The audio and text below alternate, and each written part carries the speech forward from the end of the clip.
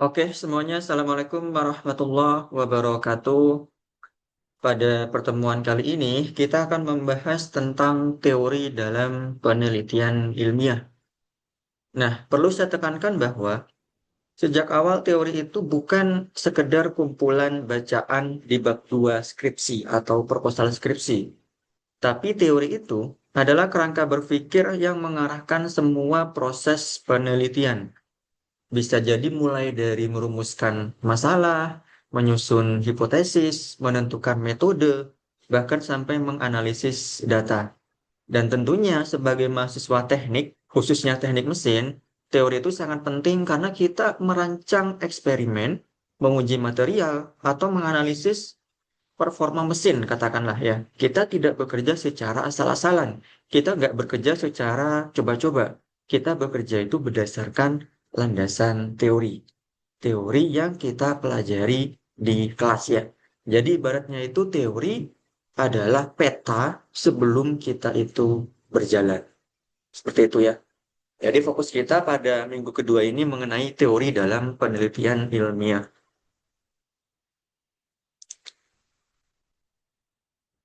Oke, di sini ada konsep dasar teori. Nah, sekali lagi saya tekankan bahwa untuk referensi utama yang saya gunakan itu adalah referensi dari Profesor Sugiono. Judulnya adalah Metode Penelitian, yaitu metode penelitian kuantitatif, kualitatif, dan R&D, Research and Development. Kalian bisa googling aja, cari di Google di internet ya mengenai buku-buku yang digunakan nantinya. Ini adalah buku referensi utama, yaitu Sugiono. Nah, jadi menurut Sugiono, teori itu sebagai sekumpulan konsep dan proposisi yang saling berkaitan untuk menjelaskan fenomena ya. Teori menjelaskan, memprediksi dan memberi kerangka pemahaman. Nah, di sini perannya itu memberi landasan konseptual bagi penelitian. Hubungan teori dan penelitian itu adalah teori, kemudian menjadi rumusan masalah, lalu menjadi desain penelitian. Nah, contohnya kalau dalam teknik itu teori, katakanlah teori kontrol kualitas ya. Teori kontrol kualitas yang menjelaskan bahwa variasi dalam proses produksi akan mempengaruhi tingkat cacatnya suatu produk. Nah, dalam teori itu kita bisa merumuskan hipotesis seperti semakin kecil toleransi mesinnya, maka semakin rendah tingkat cacat produknya. Jadi teori itu mengorganisir pengamatan kita menjadi pola yang bisa diuji. Ya, lalu di sini ada fungsi teori dalam penelitian. Teori itu memiliki 4 fungsi utama. Yang pertama adalah sebagai dasar perumusan masalah penelitian. Kedua, sebagai dasar penyusunan hipotesis. Yang ketiga, sebagai dasar pengembangan instrumen pengumpulan data. Yang keempat, sebagai dasar analisis dan interpretasi data. Contohnya itu dalam yang saya ketahui ya, itu dalam termodinamika. Jika teori menyatakan bahwa efisiensi mesin itu dipengaruhi sama suhu dan tekanan, maka suhu dan tekanan itu akan menjadi variabel yang kita ukur ya. Disinilah proses itu terjadi proses yang amat sangat penting, konsep abstrak dalam teori yang kita ubah menjadi indikator yang bisa diukur secara operasional. Inilah yang dinamakan sebagai operasional variabel. Jadi sangat penting ya teori itu dalam penelitian. Di sini ada 4 fungsi penting dalam penelitian. Nah, lalu teori dan perumusan masalah. Jadi masalah penelitian yang baik itu harus berbasis pada teori. Gimana langkahnya? Langkahnya adalah kita baca literatur, kita baca referensi, lalu kita ringkas, kita rangkum menjadi suatu teori, kita cari celah atau research gap atau kesenjangan dalam penelitian, lalu kita rumuskan pertanyaan penelitiannya. Misalnya, kita punya teori tentang material menyatakan umur pakai baja itu kurang lebih 10 tahun. Tetapi di lapangan ditemukan bahwa 6 tahun ternyata sudah rusak. Nah, di situ muncul gap antara teori dan fakta. Ada ketidaksesuaian antara gap dan antara fakta dan teorinya. Teorinya mengatakan 10 tahun, fakta di lapangan mengatakan 6 tahun dia sudah rusak. itu adalah masalah penelitian ya. Jadi masalah itu bukan muncul dari perasaan, tetapi dari ketidaksesuaian antara teori dengan realitas di lapangan. Kemudian ada teori dalam penelitian kuantitatif. Dalam penelitian kuantitatif, itu teori digunakan menjadi dasar penyusunan hipotesis terukur, lalu membentuk model konseptual dan variabel penelitian, mendefinisikan hubungan antar variabel, kemudian penerapan pola deduktif dari teori ke pengujian. Artinya, dari teori menjadi hipotesis, kemudian menjadi pengumpulan data, lalu menggunakan uji statistik. Nah, uji statistik ini yang nanti akan kita pelajari ya, mungkin mungkin setelah UTS. Contoh sederhana itu adalah apa ya? Variabel independennya misalkan kecepatan pemotongan. Kemudian variabel dependennya itu kualitas permukaan benda.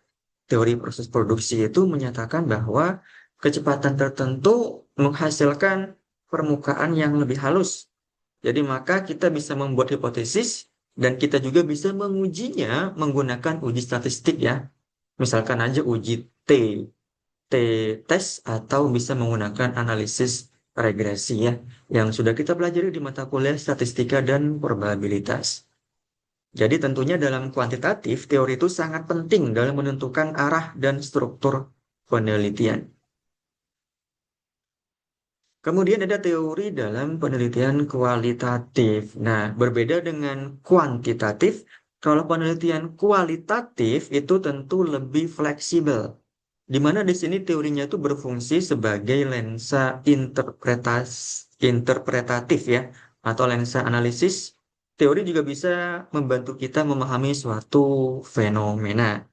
Namun, teori itu bisa berkembang dari data yang ada di lapangan. Ini yang disebut sebagai pendekatan induktif, teori yang dapat muncul dari temuan yang di lapangan. Misalnya kalau kita meneliti implementasi sistem kendali di suatu pabrik, teori awal itu hanya membantu kita menyusun pertanyaan interview atau menyusun pertanyaan wawancara. Tetapi setelah datanya terkumpul, bisa jadi muncul pola baru yang memodifikasi teori awal. Jadi teori dalam penelitian kualitatif itu tidak selalu kaku ya.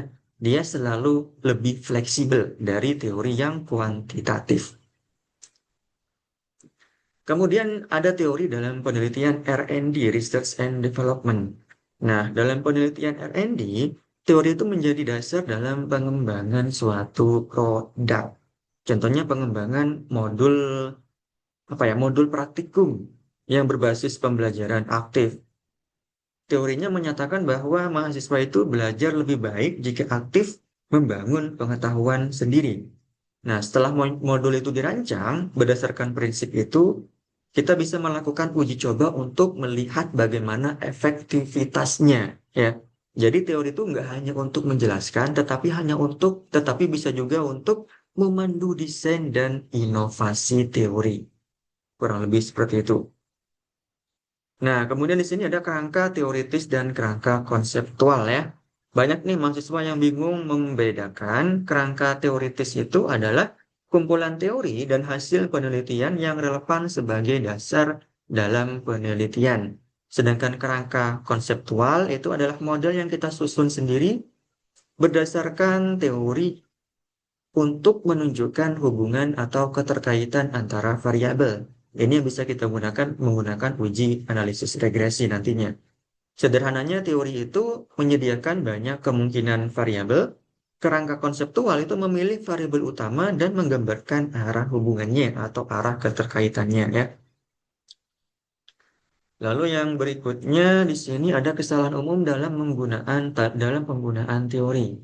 Memilih teori yang tidak relevan dengan masalah penelitian. Tidak melakukan sintesis antar teori, hanya deskriptif tanpa analisis konseptual, tidak dihubungkan dengan variabel atau instrumen penelitian. Nah, jadi kesalahan teori itu yang sering kali ya saya temukan di proposal skripsi mahasiswa itu adalah memilih teori yang terlalu umum. Jadi hanya menyalin teori ya tanpa melakukan analisis sintesis tidak menghubungkan teori dengan variabel penelitian.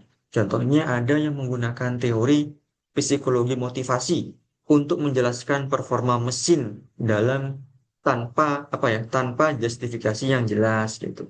Tanpa ada keterkaitan di antara variabel penelitiannya. Jadi teori itu harus relevan dengan objek penelitian yang digunakan dan harus jelas tuh bagaimana teorinya itu diuji secara empiris ya. Ingat, bab teori itu bukan tempat copy paste, tetapi tempat membangun argumentasi ilmiah.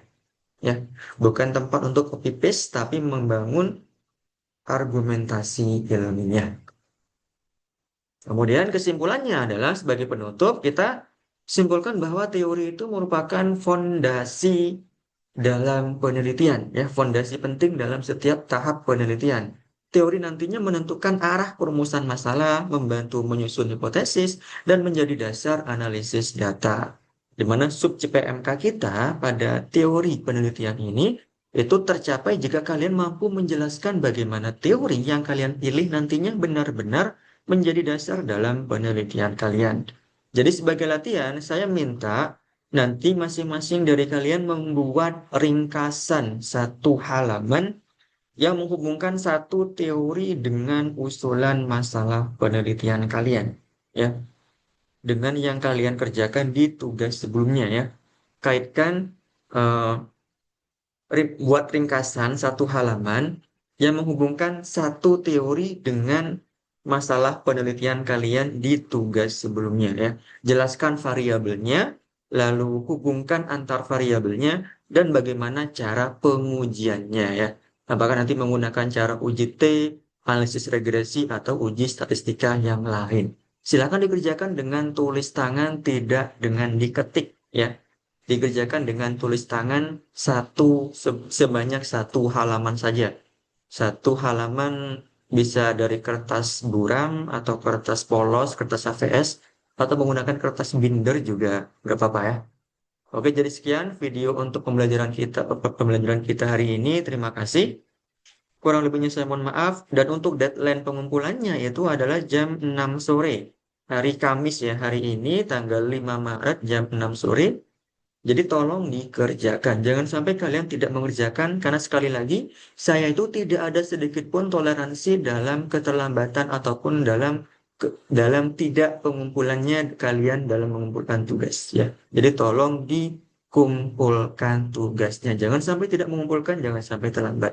Sekian dari saya. Terima kasih. Assalamualaikum warahmatullahi wabarakatuh.